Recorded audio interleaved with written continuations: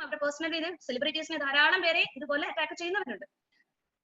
അതേപോലെ തന്നെ കുട്ടികൾ, ടീനേജിലെ കുട്ടികളെ ഏറ്റവും കൂടുതൽ സ്വാധീനിക്കുന്നത് അവരുടെ പിയേഴ്സ് ആണ്. ആ പിയർ ഗ്രൂപ്പിൽ നിന്നുള്ള സ്വാധീനത്തിൽ വരുന്ന പല പല ചലഞ്ചുകളും അവർ ഏറ്റെടുത്ത്, അതുപോലെയുള്ള ഒരു ചലഞ്ചാണ് നമ്മൾ കണ്ടതാണ്. എത്രയോ കുട്ടികളാണ് മരണത്തിന് അടിമപ്പെട്ടത്, ബ്ലൂ വെയിൽ ചലഞ്ച് എന്ന് പറയുന്നത്. അപ്പൊ ഇത് കളിക്കാതിരിക്കില്ല, അത് ഹാൻഡിൽ ചെയ്യാൻ സാധിക്കുന്നില്ല പലപ്പോഴും.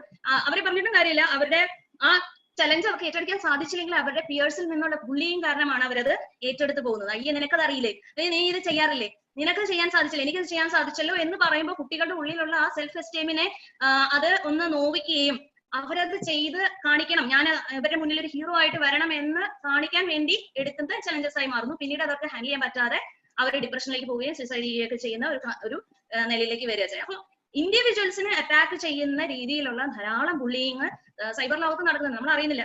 ഇത് ചെറുത് മുതൽ വലുത് വരെ എന്ന് ഞാൻ പറഞ്ഞ പോലെ, നേരത്തെ പറഞ്ഞ പോലെ, ചെറിയ ലെവലിൽ തുടങ്ങി ഏറ്റവും വലിയ ലെവലിൽ വരെ ഒരു മനുഷ്യന്റെ ജീവന് പോലും ഹാനിയാകുന്ന രീതിയിൽ നടത്തുന്ന സൈബർ ബുള്ളിങ് ഉണ്ട്. ശരിക്കും പറഞ്ഞാൽ സൈബർ ബുള്ളിങ് ആ ഒരു വിഷയം ഇത് ഏറ്റവും റെലവന്റും ഏറ്റവും ഗ്രേവ് ആയിട്ടുള്ള ഒരു മിസ്റ്റേക്ക് ആയി മാറാൻ പല കാരണങ്ങളുണ്ട്, അല്ലെങ്കിൽ ആൾക്കാർ അതിലേക്ക് പോകാനുള്ള കാരണങ്ങൾ. ബേസിക്കലി 24/7 സൈബർ ബുള്ളിങ് അനുഭവിക്കാൻ, അല്ലെങ്കിൽ ആ അറ്റാക്കിൽ നമ്മൾ അകത്താണ്. കാരണം നമ്മൾ ആ വെർച്വൽ വേൾഡ് എപ്പോഴാണ്, നമ്മൾ എപ്പോഴും കണക്റ്റഡ് ആണ്. വാട്സാപ്പിൽ നമ്മൾ എപ്പോഴും ഉണ്ട്, അല്ലെങ്കിൽ നമ്മൾ ഫേസ്ബുക്കിൽ എപ്പോഴും ഉണ്ട്. അപ്പൊ നമ്മൾ ഓൾറെഡി 24/7 നമ്മൾ കണക്റ്റഡ് ആയി നിൽക്കുന്നത് കൊണ്ട് തന്നെ അറ്റാക്ക് ആരാണെന്ന് അറിയാതെയായിരിക്കും, പലപ്പോഴും ഫേക്ക് ID യൂസ് ചെയ്തിട്ടായിരിക്കും നമ്മളുടെ പല കാര്യങ്ങളും ആൾക്കാർ ഇടുന്നത്.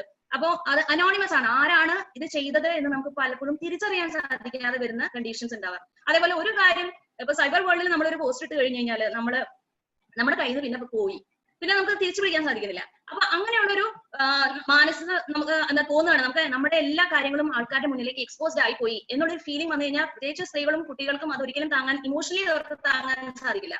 അപ്പം അവർ ഓട്ടോമാറ്റിക് ആയിട്ട് ഡിപ്രഷനിലേക്ക് പോകും. അതായത് ഫാസ്റ്റ് ആയിട്ടുള്ള ഡിസ്ട്രിബ്യൂഷൻ, നമുക്കറിയാം ഒരാൾക്ക് ഷെയർ ചെയ്ത് കഴിഞ്ഞാൽ അത് എത്ര പെട്ടെന്ന് വൈറലായി പോകും എന്നുള്ളത്. അപ്പൊ നമ്മൾ ഒരു പൊങ്കാലി ഇടുന്ന സാധനങ്ങളൊക്കെ പെട്ടെന്നാണ് ആൾക്കാർ വൈറലായിട്ട് എടുക്കുന്നത്, അല്ലെ? അപ്പൊ ആ വൈറലായി പോകുക എന്ന് പറയുന്നത് ആൾക്കാർക്ക് പേടിയുള്ള ഒരു കാര്യമാണ്. അതപ്പോ വളരെയധികം ശ്രദ്ധിച്ചു വേണം നമ്മൾ സൈബർ ലോകത്ത് എന്ത് കാര്യങ്ങളും ഷെയർ ചെയ്യാനായിട്ട്. അതേപോലെ ഡിഫിക്കൽട്ട് ടു ട്രേസ്, സൈബർ ക്രൈമുകൾ ഹാൻഡിൽ ചെയ്യുന്ന ആൾക്കാരോട് സംസാരിക്കുമ്പോൾ അറിയാൻ സാധിക്കും ഏറ്റവും ഡിഫിക്കൽട്ട് ആണ് ട്രേസ് ചെയ്തെടുക്കാൻ എന്നുള്ളത്. ട്രേസ് ചെയ്തെടുത്താൽ തന്നെ പല IP അഡ്രസ്സിൽ നിന്ന് അപ്ലോഡ് ചെയ്യുന്ന സാധനങ്ങൾ ഉണ്ടാവാം, അവർ ഷെയർ ചെയ്ത് പോയത് കണ്ടുപിടിക്കാൻ പാട് തന്നെയാണ്. പക്ഷെ വൺസ് കണ്ടുപിടിച്ചാലും ഐഡന്റിറ്റിയിലേക്ക് എത്തിക്കഴിഞ്ഞു കഴിഞ്ഞാൽ വരേണ്ട ഡാമേജ് എല്ലാം വന്നു കഴിഞ്ഞു, എന്നിട്ട് പിന്നെ നമുക്കതിനെ തിരിച്ചു കൊണ്ടുവരാനുള്ള ബുദ്ധിമുട്ട് അവിടെ ഉണ്ട്. അപ്പൊ അതുകൊണ്ട് തന്നെ ഇറ്റ് ഇസ് ഇറിവേഴ്സിബിൾ.